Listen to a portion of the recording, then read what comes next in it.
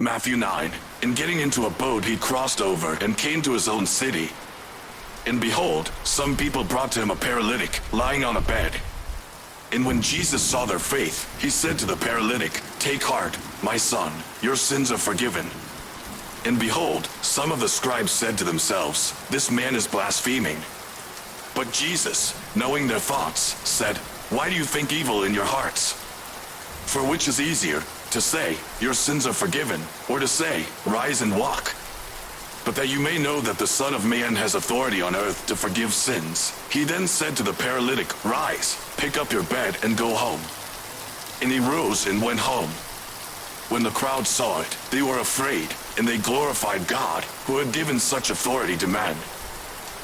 As Jesus passed on from there, he saw a man called Matthew sitting at the tax booth, and he said to him, "Follow me."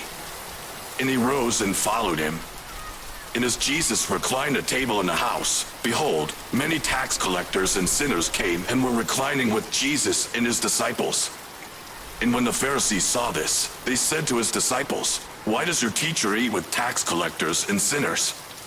But when he heard it, he said, "Those who are well have no need of a physician, but those who are sick. Go and learn what this means. I desire mercy and not sacrifice. For I came not to call the righteous, but sinners." Then the disciples of John came to him, saying, "Why do we and the Pharisees fast, but your disciples do not fast?" And Jesus said to them, "Can the wedding guests mourn as long as the bridegroom is with them? The days will come when the bridegroom is taken away from them, and then they will fast. No one puts a piece of unshrunk cloth on an old garment, for the patch tears away from the garment, and a worse tear is made. Neither is new wine put into old wineskins.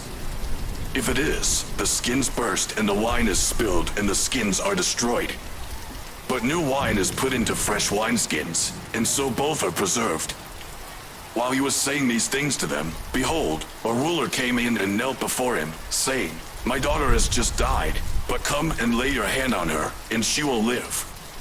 And Jesus rose and followed him with his disciples. And behold, a woman who had suffered from a discharge of blood for 12 years came up behind him and touched the fringe of his garment, for she said to herself, "If I only touch his garment, I will be made well." Jesus turned, and seeing her he said, "Take heart, daughter, your faith has made you well." And instantly the woman was made well. And when Jesus came to the ruler's house and saw the flute players and the crowd making a commotion, he said, "Go away, for the girl is not dead, but sleeping." And they laughed at him.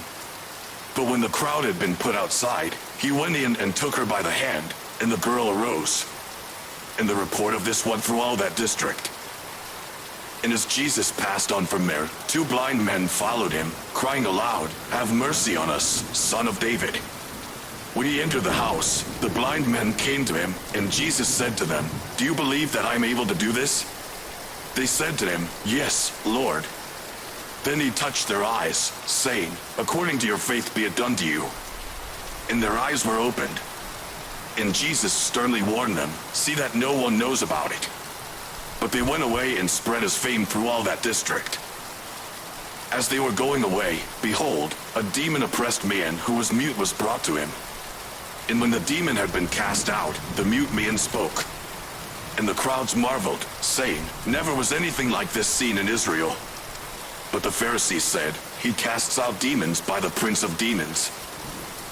And Jesus went throughout all the cities and villages, teaching in their synagogues and proclaiming the gospel of the kingdom and healing every disease and every affliction. When he saw the crowds, he had compassion for them, because they were harassed and helpless, like sheep without a shepherd.